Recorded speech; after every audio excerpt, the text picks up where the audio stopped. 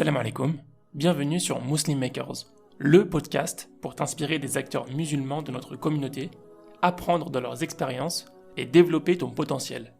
Et surtout, je refuse de compromettre ce qui est tellement important pour moi, pour des gens qui ne me considèrent pas. Il y avait ce côté un peu limite, voilà, je m'encourageais toute seule et je me disais, mais attends, tu vas enlever quelque chose de tellement fort et de tellement important, tu vas désobéir à ton créateur, duquel tu veux te rapprocher, pour des gens qui finalement sont aussi insignifiants que toi, en fait, sont aussi simples et aussi humains que toi, et pour de l'argent.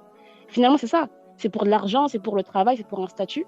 Et je me suis dit, à un moment donné, je me suis réellement fait la réflexion, je préfère manger des cailloux, vivre dehors comme une SDF plutôt que l'enlever.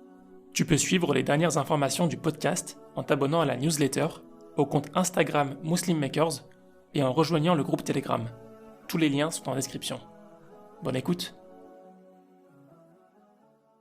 Quand t'es prête, si t'as pas de questions, on commence, Inch'Allah. Non, on peut y aller, c'est bon pour moi. Nickel. Bah écoute, salam alaikum wa rahmatullahi, Sata. Allez, comme salam. Comment vas-tu? Très bien, et toi? Ça va super, écoute. Aïssata, on va parler de sujets tech aujourd'hui. Ça fait un petit moment qu'on n'a pas parlé de tech, Exact. dans l'air du temps. Euh, pour commencer, je vais te proposer de nous faire une petite présentation de qui tu es, d'où tu viens et ce que tu fais. Oui, mais déjà, merci pour l'invitation. Pour qui je suis, en quelques mots, je m'appelle Aïssata, j'ai actuellement 27 ans, je suis basée en France et je suis née en France, issue de la communauté, en tout cas malienne, et j'habite dans les Yvelines.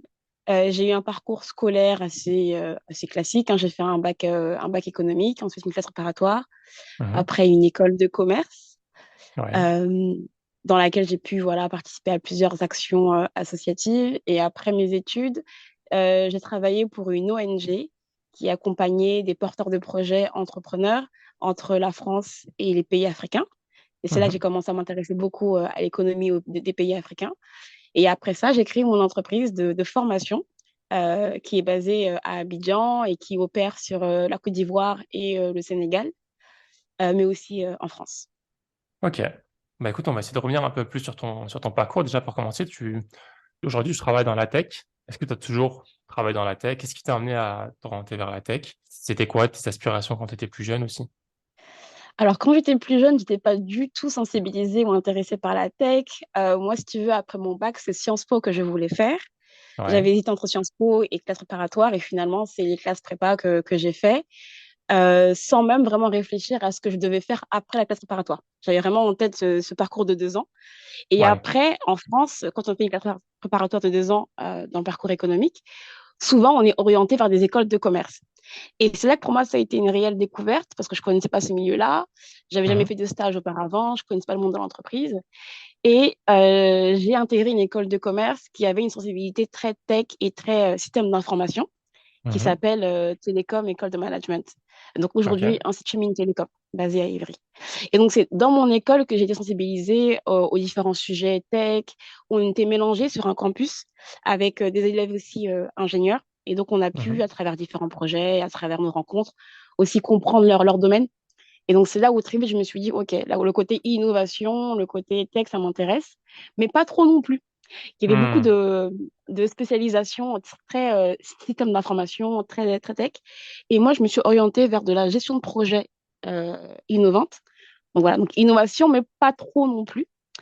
Et Mhm. en réalité, c'est un peu le hasard qui m'a fait découvrir le no-code et le monde du développement sans code, parce que Mhm. j'étais entrepreneur à un moment donné de ma vie, en parallèle de mon travail, et j'ai été amenée voilà, à chercher des solutions simples pour pouvoir développer digitalement mon projet.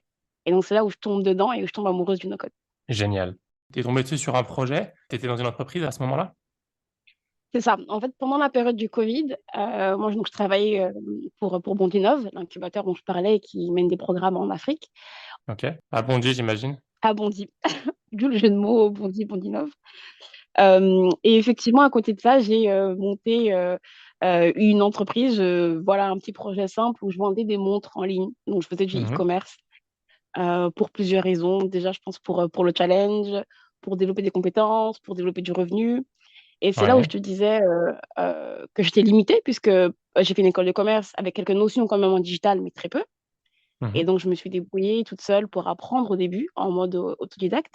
Et en Ouais, parallèle, dans mon métier, j'étais confrontée à une structure qui était peu digitalisée, mais qui avait quand même des besoins en digitalisation. Donc, ma question, c'était comment dans mon métier, j'insère du digital pour pouvoir mieux aider mes bénéficiaires et mieux faire ce que je dois faire.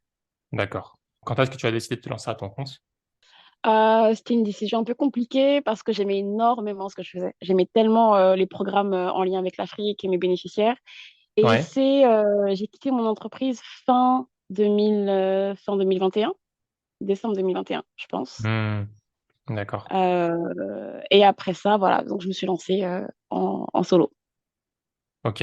Mais je veux dire, qu'est-ce qui t'a motivé à te lancer à ton compte? Pourquoi tu t'as pas continué avec ton entreprise? Je pense que très vite, j'ai pu apprendre beaucoup de choses, mais je me sentais aussi un peu limitée dans ce que je faisais.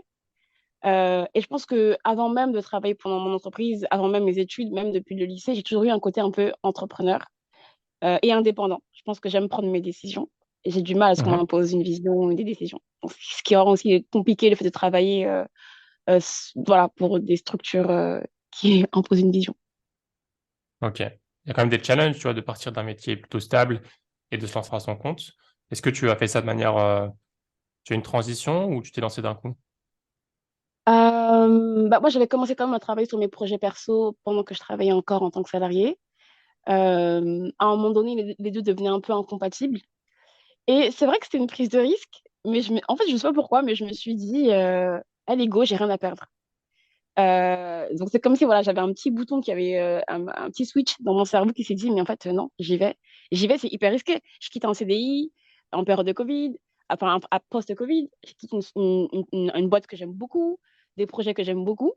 Mais je me Ouais. dis, en fait, je me sens pas encore assez réalisée et accomplie. Il faut que je teste cette idée que j'ai et que j'aille voir si je peux le faire ou pas. Hmm. Et puis si ça foire, bah, c'est pas grave, je recommence sur autre chose, quoi. Ok. Et donc là, ça fait quoi? Ça fait un an et demi à peu près que tu as commencé? C'est ça, un peu moins d'un an et demi parce qu'au départ, j'ai eu aussi un moment vraiment de recherche, de réflexion. Après ma démission, je suis allée plus de 2 mois au Sénégal pour rencontrer l'écosystème, pour parler un peu aux acteurs, pour prendre du repos aussi, parce que Hmm. ce que je faisais, c'était comme assez fatigant. Rencontrer des acteurs, donc effectivement, un peu plus d'un an que je fais ça. Et bah, l'aventure, elle est hyper intéressante. On parlait au téléphone de ton parcours en tant que musulmane qui porte le voile, etc., et des petits challenges que tu as pu avoir. Tu étais très impliqué déjà dès tes études supérieures. Est-ce que tu peux nous parler un peu de ton cheminement spirituel, de comment est-ce que tu t'es développé et ensuite comment est-ce que ça t'impacte dans le quotidien, vu que voilà, on sait que quand on est musulman visible comme ça, c'est plus difficile souvent. Donc, est-ce que tu peux nous raconter un petit peu comment tu vis ça? Effectivement, je pense que moi, jusqu'au lycée, aucun problème. Je portais pas le voile. J'étais dans une ville quand même à majorité musulmane, donc les Mureaux. Euh, dans le supérieur, je commence quand même à me poser des questions en classe préparatoire, en école de commerce, bah, sur ma foi, sur comment je veux la vivre, sur le port du voile. Sauf que en classe préparatoire, du coup, t'es dans un lycée public et le voile, du coup, c'est même pas un sujet, c'est interdit. Hmm. Et donc, c'est vrai que ça repousse le sujet pour moi en me disant, bon, bah, c'est pas le moment, à tort quand même, je pense, hein, mais c'est pas le moment. Je vais devoir l'enlever à l'entrée de l'école et le remettre le soir, c'est pas intéressant. Et puis, c'est bizarre de faire ça. Hmm. Et donc, je pense que ça m'a un peu bridée, pour être très franche. Et c'est vraiment en école de commerce où j'ai pu bah, rencontrer des gens qui viennent de tout horizon, avec une école qui était assez tolérante, où tout le monde pouvait s'exprimer et pratiquer ce qu'il voulait.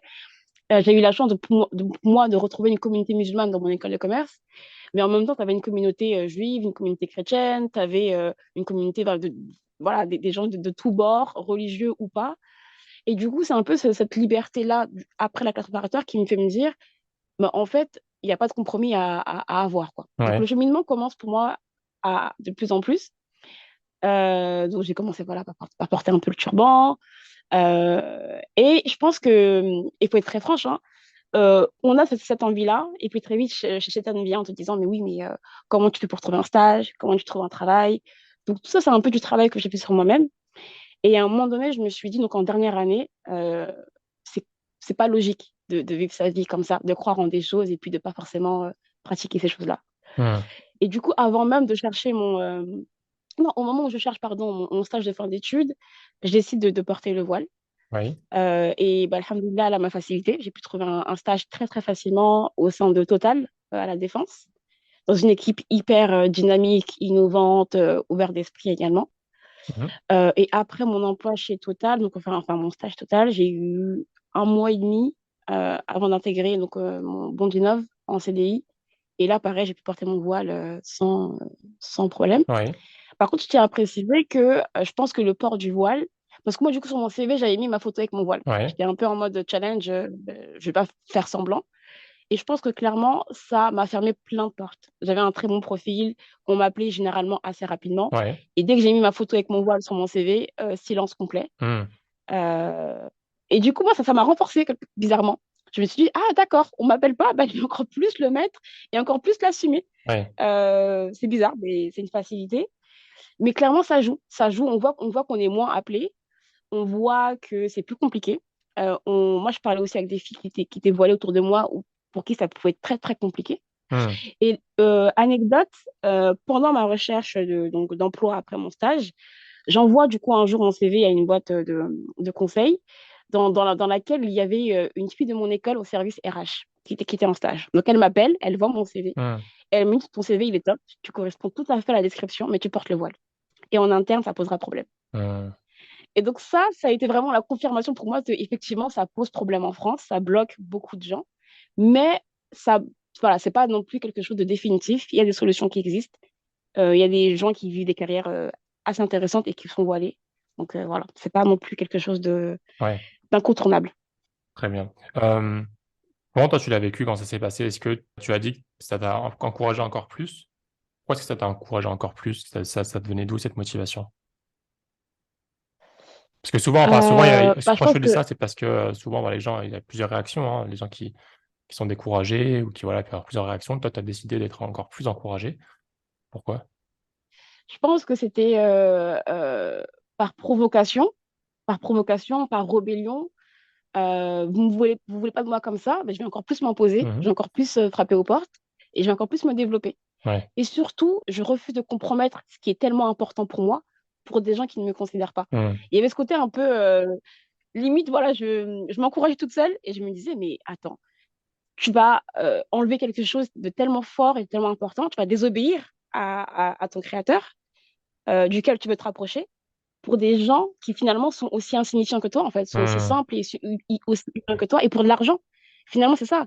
C'est pour de l'argent, c'est pour le travail, c'est pour un statut. Et je me suis dit, à un moment donné, je me suis réellement fait la réflexion, je préfère manger des cailloux, vivre dehors comme une SDF plutôt que l'enlever. Mmh.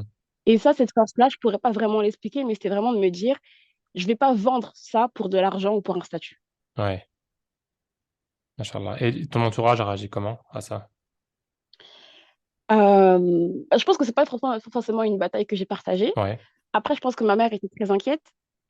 Comme beaucoup de mamans, voilà, elle se dit, mais comment tu vas trouver un travail? Comment tu vas faire pour gagner ta vie?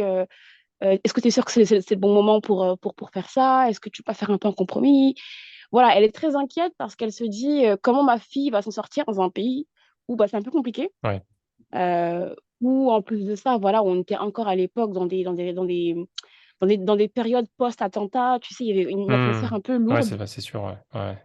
Et donc, clairement, elle, ouais, elle était assez inquiète, assez inquiète, ouais. D'accord. Et où est-ce que tu retrouvais ta force du coup, toi? Enfin, au quotidien? Parce que tu peux avoir des moments de mou, tu sais, quand au bout de quelques semaines, quelques mois, on se dit: «Voilà, je trouve toujours rien» et cetera. Est-ce que tu en as eu toi ou c'était vraiment pure motivation jusqu'au bout, jusqu'à ce que tu trouves? Non, j'ai eu des moments de mou. J'ai eu des moments où c'est bon, je postulais plus. J'étais en mode, bon, moi, Ouais. ok, on verra, ça va tomber, Ouais. ça va venir. Ouais. Mais oui, non, clairement, j'ai eu des moments de mou. Après, je pense que j'avais aussi confiance en mon profil. Je pense que je me disais, non, j'ai un profil intéressant, je pense que j'ai de la valeur, donc ça va venir. Mais oui, il y a eu un moment donné où je me suis dit, bon, bah, ok, là, je postule plus en ce moment, je suis un peu fatiguée, c'est pas productif, donc je postule pas. Euh, mais je pense que j'ai pas eu trop le temps non plus de me poser cette question-là parce que j'ai commencé à chercher, moi, donc mon emploi pendant que j'étais encore en stage. Donc, je travaillais toujours, en fait. J'étais en Mmh. stage. Et entre la fin de mon stage et le début de mon CDI, il y a eu, je pense, 1 mois et demi ou 2 mois. Donc, j'ai pas eu trop de temps non plus pour m'appesantir et me décourager. D'accord. Très bien. OK. Donc ça, c'est par rapport à ton parcours et un peu les difficultés que tu as eues. Est-ce que tu pendant ton parcours, ce moment-là, avant de lancer ton projet, Qu'est-ce que tu as retenu un petit peu de ce passage-là, en fait, ce passage des études, de cette lutte un petit peu après, enfin, pour trouver du travail et cetera? Même d'autres choses, hein. Qu'est-ce que tu as retenu de ce passage-là de ton expérience professionnelle, pardon? Euh, Ce que ça m'a apporté, c'est qu'on retrouve le succès en restant proche d'Allah. Euh, je pense que j'aurais eu beaucoup de remords si j'avais cédé à la pression de l'enlever pour travailler. Mmh. Euh, je pense que moi, ça m'a fait vraiment développer comment dire, ma vision très positive d'Allah, en fait, qu'il est très généreux et qu'il ne fait Mmh. rien pour nous faire du mal, bien au contraire. Et qu'à la fin, quand on lui fait confiance, forcément, on est récompensé et forcément, on a du frère qui vient, quoi. Donc, Ouais. je pense que, ouais, non, ça m'a beaucoup détendu aussi. Beaucoup détendu Mmh. en me disant, voilà, tout n'est que le destin en réalité. Donc, en fait, pourquoi s'inquiéter ou se mettre dans des états de stress pour quelque chose qui est déjà écrit et simple? Et donc, ça Ouais. m'a aussi appris à être plus patiente et à me détendre, à me dire, OK, je prends ce qui vient et puis on verra bien. Mmh. OK. Bah, écoute, je voudrais parler un petit peu du côté tech, vu que c'est ton on va dire, c'est ton expérience, voilà, où tu es le plus impliqué actuellement. Hem, Est-ce que tu peux nous définir ce qu'est le no-code? Pourquoi en particulier, toi, tu t'es orienté sur le no-code? Et un peu, voilà, nous faire un peu ce qu'on appelle en anglais le 101 du no-code. Qu'est-ce que c'est? Ça sert à quoi? Pourquoi? Oui, donc le no-code, ma passion, ma passion, ma passion. Donc le no-code, qu'est-ce que c'est? C'est un ensemble d'outils, mais également un ensemble de techniques qui permettent de produire des solutions digitales, entre parenthèses, site web, application, site e-commerce, sans pour autant avoir à rédiger du code informatique. Donc, on va passer par des logiciels qui nous proposent une interface visuelle et on va visuellement construire son site. On va bouger une image, bouger un texte, modifier une couleur. On va, en appuyant sur quelques paramètres, définir une condition logique à l'intérieur d'une application. Et tout Mmh. ça sans rédiger du code, donc HTML, CSS, Java, Python, etc. C'est un peu une Ouais. révolution, mais c'est une révolution qui s'inscrit quand même dans une tendance de l'informatique qui vise à se simplifier d'année en année et Mmh. qui permet aujourd'hui à des profils non techniques, qui ne sont pas développeurs, qui n'ont pas étudié le code, de quand même sortir des solutions de manière indépendante. Mmh. Quand je pense à no-code, je pense à entrepreneur qui veut créer un site rapidement, avec peu de moyens et voilà, sans avoir à faire un développeur et faire ça rapidement, tu vois? Ça, c'est l'image de la personne qui utilise du no-code que j'ai dans ma tête. Est-ce que, c'est un profil typique? Est-ce qu'il y a d'autres types de profils? Ouais, c'est un profil typique effectivement parce que c'est vraiment l'indépendance et ne pas avoir à dépendre des techniciens. Donc, comme tu le disais, tester un prototype, lancer un projet entrepreneurial. Il y a également le profil des gens qui ne sont pas entrepreneurs, qui sont salariés ou qui sont chefs d'entreprise déjà, mais qui aimeraient automatiser ou simplifier des processus internes. Donc, comment en interne, on peut utiliser le no-code pour automatiser l'envoi de mails, automatiser l'archivage de documents, automatiser l'envoi de factures, par exemple, Mmh. ou alors simplifier la gestion de projet. Et puis, on a du no-code qui sert vraiment à lancer de vraies entreprises qui sont robustes, qui peuvent accueillir beaucoup de trafic et qui ne sont pas seulement des prototypes, mais qui sont de vraies solutions techniques qu'on peut mettre sur le marché. D'accord, d'accord. Moi, j'ai quelques fois, et même actuellement sur un site internet, petit projet perso et donc j'ai exploré un peu les outils en no-code. Donc l'outil, enfin, typiquement juste pour créer une page, tu vois? Ce qu'on appelle une landing page, donc juste une page, un website Ouais. et j'étais un peu perdu, en fait, par le nombre d'outils, pardon. Parce qu'il y a tellement d'outils en ligne quand on marque no code, website, qu'on se retrouve un petit peu perdu. Si une personne, voilà, essaie de créer un site ou faire quelque chose comme ça, enfin, qui n'a pas d'expérience, par où tu l'encourages à s'orienter? Qu'est-ce qu'elle doit faire? Quels sont tes conseils? Ouais. Je pense que je lui recommanderais d'évaluer son besoin actuel, de quelle fonctionnalité a-t-elle besoin. Tu l'as dit, il y a beaucoup d'outils no-code. Certains sont très, très, très simples. D'autres sont très complexes et demandent des semaines de prise en main, mais ça reste du no-code. Et du Mmh. coup, je voudrais demander, voilà, quelles sont les fonctionnalités à avoir là tout de suite? Quel est le temps qu'elle a? Est-ce que c'est un site qui doit sortir dans 2 jours ou alors est-ce qu'elle a un mois, par exemple, pour le travailler? Et surtout, comment est-ce qu'elle le voit évoluer? parce que les besoins futurs sont aussi à prendre en compte. Si ton site web demain doit intégrer une base de données ou doit intégrer un module de paiement, voilà, parce qu'il a évolué, il faut que tu puisses choisir une solution qui te sera utile aujourd'hui pour le lancement, mais pour également les évolutions futures. Sujet à avoir en tête, le design. Souvent, on prend des outils qui sont assez intéressants, qui sont voilà, bons, mais qui sont limités en termes de design. Et c'est la question, en tout cas, en termes de landing page ou de site web vitrine, qui revient souvent, c'est j'aimerais mettre en œuvre ma maquette, mais je suis limitée. Donc, si le design est important pour vous, allez sur un outil un peu plus complexe. D'accord. Tu parlais d'outils plus complexes.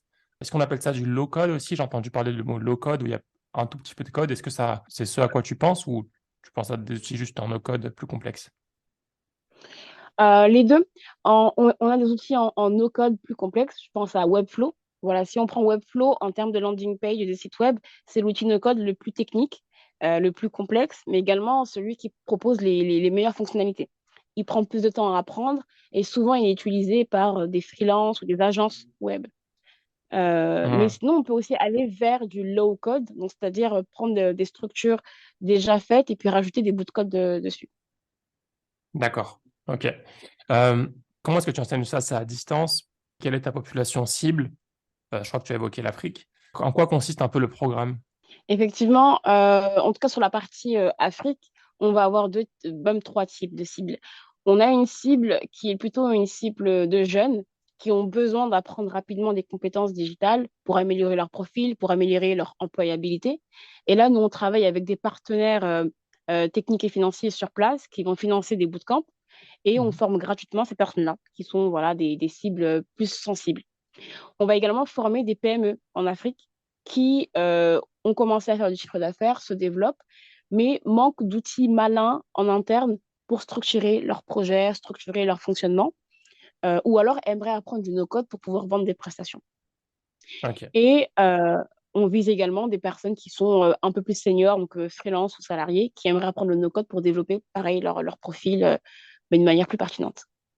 OK. J'ai interviewé beaucoup de musulmanes évidemment, hein, donc c'est intéressant toujours d'avoir un peu les différences de perspective. Toi, tu as quelque chose en plus, donc tu es à la fois une femme et tu travailles dans une thématique qui est, donc la technologie, la tech, qui est souvent, plutôt orientée, enfin, qui est souvent, on va dire, à majorité, tenue par les hommes. Il y a plus d'hommes que de femmes dans la tech en général. Donc il y a plusieurs, choses uniques que tu as en toi qu'on va pas retrouver beaucoup, je pense, hein, ça c'est ma vue, peut-être que je me trompe. Est-ce que déjà j'ai raison, dans mon analyse et est-ce que ça te rend les choses plus compliquées pour toi? Alors, ton analyse est correcte. Effectivement, il y a moins de femmes que d'hommes dans la tech, encore moins de femmes musulmanes, encore moins de femmes musulmanes visibles. Mmh. Donc, c'est correct. Mais bizarrement, ça me crée un avantage. Ça me crée un avantage parce que je pense qu'on est aussi à une période où beaucoup de programmes ou de gouvernements ou de structures veulent valoriser les femmes. Donc, moi, Mmh. j'arrive à un stade où on va plus me remarquer parce que je suis une femme.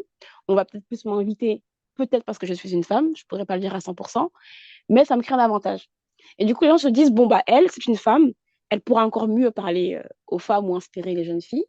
Donc, typiquement, on se dit, bon, bah voilà, à un événement, on va inviter un homme et une femme pour compenser. Donc, c'est un peu de la discrimination positive, si on peut le dire. Moi, j'en D'accord. profite, donc tant mieux. Mais c'est positif, ouais. Bah, c'est cool. Bah, ça aide. Mais est-ce que c'est en France ou c'est plutôt à l'étranger, ce genre de choses? Euh, Beaucoup à l'étranger. En tout cas, j'ai pu tester beaucoup à l'étranger. En France, je ne saurais pas le dire.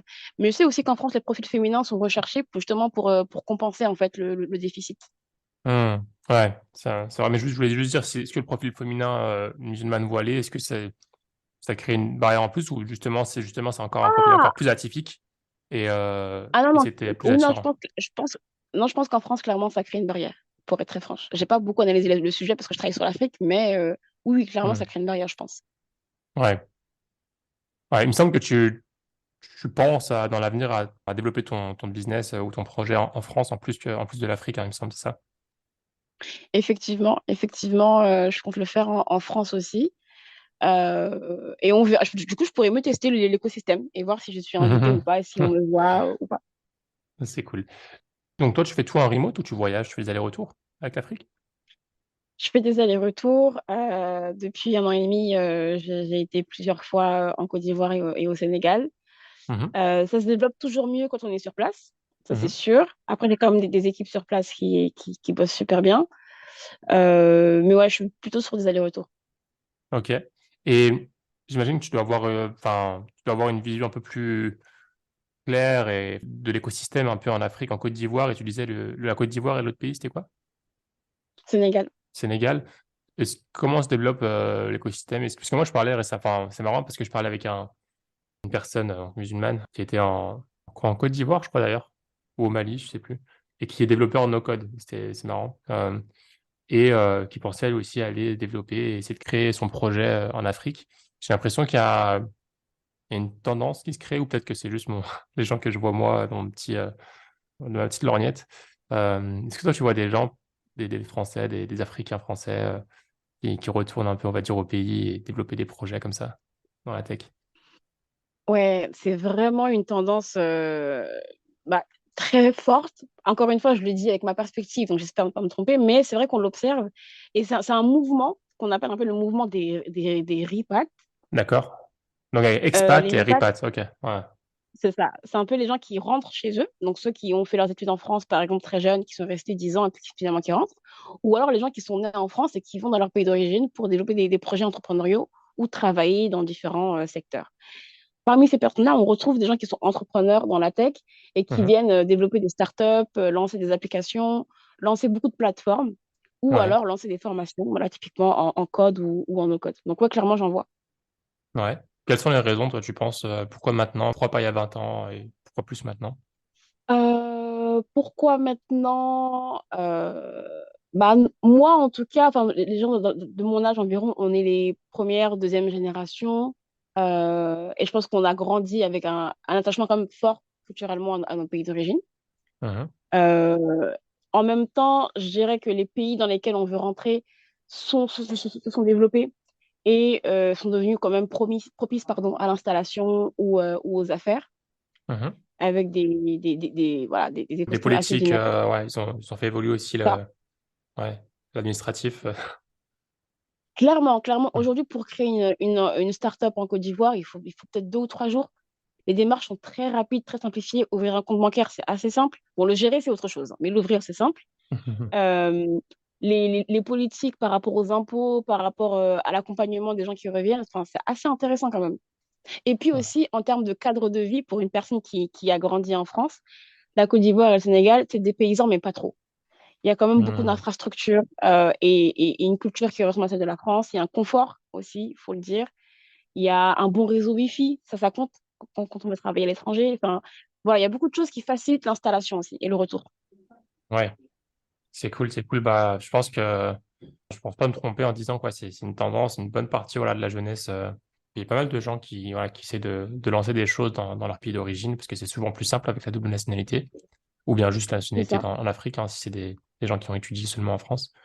C'est souvent beaucoup plus simple d'ouvrir des structures et en plus, on va dire que il y a encore du chemin à effectuer, il y a encore la place, on va dire, dans le marché pour ouvrir des projets localement.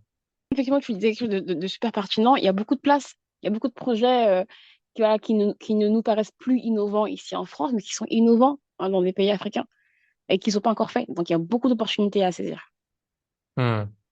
Mais écoute, on arrive bientôt à la fin. Est-ce qu'il y avait quelque chose que tu voulais, voilà, un sujet, un thème, ou quelque chose que tu voulais élaborer avant que je termine sur les questions de la fin? Oui, oui, oui. Bah, 2 sujets, premièrement. Donc, revenir un peu sur la question des femmes, mais très brièvement, juste pour Ouais. dire que dans mon projet, on fait le nécessaire pour que sur chaque bootcamp de formation, on ait 50% de femmes qui participent, même Mhm. si au moment des candidatures, elles sont seulement 20 ou 25%. Donc, c'est pour dire qu'il faut encourager, je pense, les femmes dans ce genre de formation ou de programme en lien avec la tech. Mhm. Et deuxième chose, j'ai eu une discussion il n'y a pas très longtemps avec une amie à moi, voilà, qui travaille dans la vente plutôt, qui voulait se reconvertir, qui pensait au digital, mais sans y connaître grand-chose. Et c'est Mhm. pour dire aux gens qui nous écoutent, qui n'ont pas forcément fait de longues études ou qui sont un peu perdus, c'est jamais trop tard pour recommencer. Il n'y a jamais un âge de limite pour reprendre ses études ou pour reprendre une formation ou pour tester quelque chose. Je Ouais. pense qu'il ne faut pas se mettre de bâton dans les roues et tester tout ce qu'on veut tester. Ouais. Rien n'est grave finalement, même si on échoue, rien n'est grave. D'ailleurs, ça me fait penser à quelque chose. Ton entreprise, elle s'appelle Le Plan B, c'est ça? c'est ça. Pourquoi ce nom? Pourquoi le plan B? Le plan B, parce que le plan A, c'était le code. Le plan A, c'était de faire une école d'ingénieur ou de faire au moins 3 ans d'études en code. Et donc, le plan A, c'est réservé un peu à une élite, des gens qui sont techniciens, qui connaissent bien ce domaine-là. Et le plan B, c'est un peu pour les illettrés du digital, des gens qui n'ont pas eu la chance d'être à l'aise dedans dès le départ, mais qui prennent Hmm, leur destin en main et qui se forment quand même dessus. trop bien, trop bien. Bah écoute, quelle est la compétence ou quelles sont les compétences qui te sont les plus utiles au travail ou dans la vie de tous les jours? Très très bonne question. Moi, j'aurais dit euh, tout d'abord les soft skills tels que l'intelligence émotionnelle. C'est vrai Mmh. que c'est un terme un peu à la mode, mais je pense que quand on travaille ou quand on est entrepreneur, peu importe, si on ne se connaît pas un minimum soi-même, si on n'a pas compris un peu comment on fonctionnait, ça va être un peu difficile d'avancer de manière un peu efficace. Et Mmh. là, si on travaille en équipe, pareil, si on ne comprend pas les gens et leur fonctionnement ou voilà, les mécanismes un peu humains, c'est dur, je pense, de réussir, peu importe ce qu'on fait. Ouais. Je pense que la discipline, j'en souffre, hein, je ne suis pas hyper disciplinée, mais je m'améliore un peu. Mais la Mmh. discipline, c'est vraiment la clé, en fait. Je pense qu'il y a beaucoup de gens qui ne sont pas forcément des génies, mais qui sont juste rigoureux et disciplinés et qui font les choses au fur et à mesure, telles qu'il faut les faire, quoi. Donc, ça OK. paraît être, voilà. Et le travail, en fait. Le travail, je ne sais pas si c'est une réponse, mais travailler. Franchement, je pense qu'il y a beaucoup de gens qui ont des rêves, qui pensent à faire des projets, mais peu de gens Mmh. sont vraiment prêts à sacrifier, en fait, du Faire temps les et à efforts, bosser ouais. dur dessus. Ouais. OK, cool. Quelle est la chose que tu préfères dans ton travail? Le fait de me dire que j'apporte de la valeur à quelqu'un. Mmh. Le fait de me dire que voilà, on est en formation et la personne me dit: «Mais trop cool, ça fait des mois que je galère sur ça, ça va m'aider». Ou qu'on m'appelle après pour me dire: «Mais grâce à toi, j'ai réussi à lancer tel projet» ou «Ça m'a débloqué sur ça» ou «J'ai eu telle opportunité». Ça me fait super plaisir. C'est génial, ça sert de pouvoir de sentir qu'on puisse aider les gens, ça fait plaisir. Quelles sont tes routines préférées, si tu en as?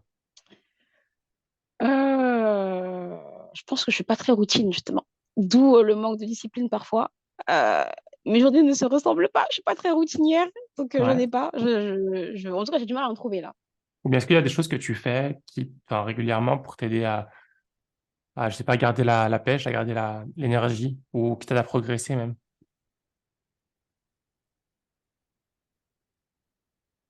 Super, Ah, je crois que ça avait coupé. super non, je réfléchis. Bah, je pense qu'une routine, en tant que musulman qui nous aide, bah, c'est la prière. Ça, c'est une routine, une discipline qui est là et qui impose un rythme. Ouais, Ma routine à moi, je sais pas, mais en tout cas, ce qui me fait du bien, ça va être, voilà, quand j'ai beaucoup travaillé, d'appeler quelqu'un et d'avoir une bonne discussion pendant 1 heure ou 2 heures. Ça me fait du bien. ouais, vider son sac un petit peu. Ouais. Est-ce que tu as une recommandation alors ça peut être soit être un livre, un docu, un site internet, voilà, ou une référence que tu trouves importante, intéressante, qui t'ont marqué ou qui peuvent être utiles, aux auditeurs, aux auditrices? Ouais, ouais, c'est une chaîne YouTube, mais aussi un site web qui s'appelle, Yarkin, Institute. C'est Ouais, la chaîne, de l'imam, Omar Soleiman. ouais, Je la recommande pourquoi? Parce que, j'aime trop le format qu'ils ont. Ils font des séries pendant le ramadan ou des séries vidéo sur des sujets. ouais, Ils ont une approche, hyper proche, je pense, des gens et en fait, je trouve que ça aide des fois à se dire, voilà, au lieu d'aller regarder Netflix et de regarder du contenu, voilà, pas intéressant, je me «divertis» entre guillemets avec des séries vidéo sur la religion et ça m'aide à consommer quelque chose de productif, quoi. ouais, ouais, juste, ça en anglais, mais voilà, enfin, Oui, c'est en ceux qui sont anglais.